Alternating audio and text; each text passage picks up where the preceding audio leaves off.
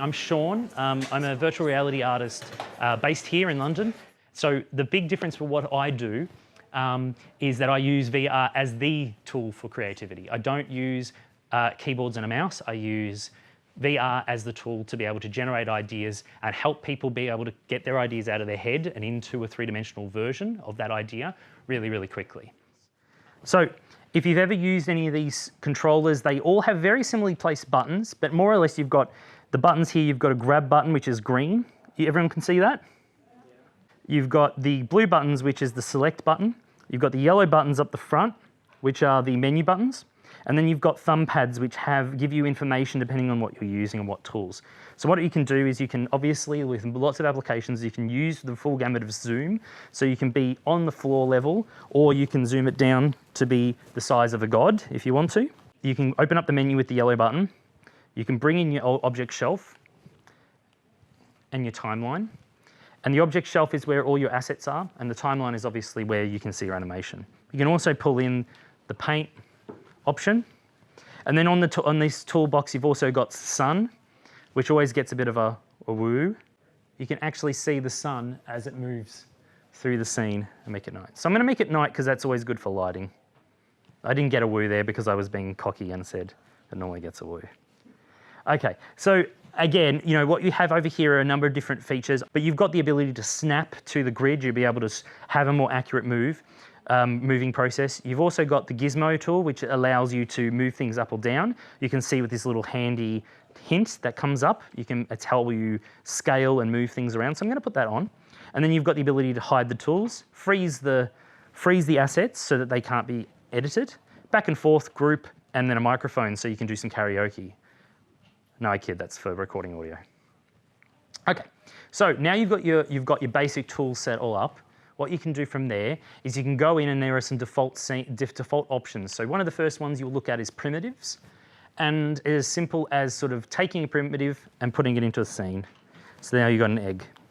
But then also what you can do is you can take a character or a puppet and you can pull that into the scene. And then it's just going to start from here, start building up a quick scene. So you can see that they've got a New York scene and a London scene. So we're in London today, so we're going to put on the snapping and then have it snap to the grid so that it's nice and precise. And then if you want to, one of the ways of being able to get precision, because this is one of the things that's fairly difficult in VR is getting that precision, but you can do that very easily by putting your hand into the object. It goes blue and then it also vibrates in my hand so I know I've selected it. So if you select it, you'll see the gizmo tool comes up. If you put your hand near these little controllers, you can make it a really fat one or a really tall one if you want to. But for now, what we're going to do is we're going to go in and we're going to go to move or rotate. So I'm going to go move. So I'm going to move it down to here and I'm going to put it on the ground. So now we've got a character and we've got a phone booth. I'm going to pull in a tree and I'm going to drop the tree in there. Maybe what I want to do is I want to use two hands, and then with the grab button, the select buttons, which are the blue ones, which look like that in VR, and then obviously you can see my real hands, is I'm going to scale it down, and I put the tree there. Then I can get a car. Actually, you know what? I don't like a car. So then if I don't want it, I can throw it away. Don't like it. I put a park bench in there. Now these are obviously default options, but there are other ways of bringing in assets. So you've got primitives, buildings, New York, London, vehicles, environment, solar system, accessories for your puppet, effects, which are very cool and I'll get to later. What do I need to do from here? So, well, obviously you need a camera. So that's a regular two-dimensional camera. So very similar to how you're used to seeing a 2D scene. And then on the camera, you can zoom in or zoom out. You can lock the horizon so you can't rotate it. If you turn it off, you can obviously rotate it. And then if you want to, underneath, you've got a little handle and the handle pulls out and you've got the an aperture. So over here, you've got the end of the camera, you've got a little depth of field target and you can drag that down to our little guy. I'm going to zoom it back up so now you can see that the focus mark is at his head, which is very similar to how a traditional film set works, in the way that you'll have a tape measure that is pulled out, measured, and then they pull focus based on that. So now you've got a camera in the scene, you're going to pull in some lights. So I'm going to do a nice little 3-point lighting. If my students in the room remember this, I'm sure they do. Yeah, thank you. They say yes. And then what I'm going to do with this light, which is more of a controlled light, is you can change the colour. So I'm going to give him a nice healthy orange glow because he is from Geordie Shore. And then with these lights, if I want to, I'm going to make him blue because it's a Hollywood movie and everything is teal and orange. No offence to the visual effects people in the room.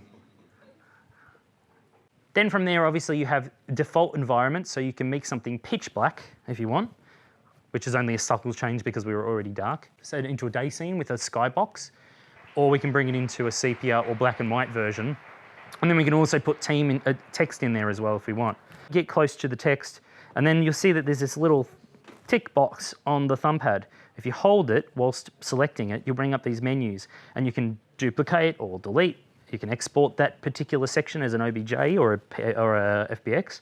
You can you can link it to something else, or you can rename it as well. So I'm just going to edit, and I'm going to rename it Welcome by just tapping like you're tapping on a keyboard or a typewriter. A typewriter was what computers used to be for anyone under the age of 50 years old in the room. To Tvori. Tvori Town. Welcome to Tvori Town. All right, so then I'm going to hit enter, and now you've got that in the scene. Now what I'm going to do with that context menu is I'm going to link it to my little man. So when I move my little man, he moves with the title.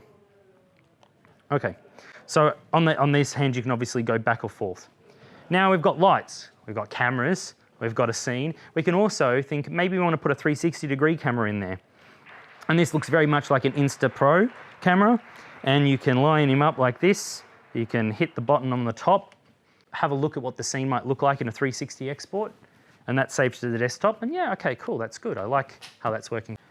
But let's say, for instance, we don't like the color of that bench, and all benches in your town are green. You can make it green. And go in here, grab the yellow, make it yellow. If you want to save the color, you drop it here, pick it up, make it that color yellow. You can also adjust alpha channel, meaning transparent or less transparent. So what we've got here up on screen is we've got here is the timeline. You've got the 360 camera that I just imported and the 2D camera. It's welcome to Tvori Town. What I'm going to do is I'm going to just get rid of that 360 camera just because it's distracting me. And I'm going to go in, I'm going to go in and move it by hand. But again, if you want precision, you can grab this little handle and you can move it in. And you can get a little scene like this.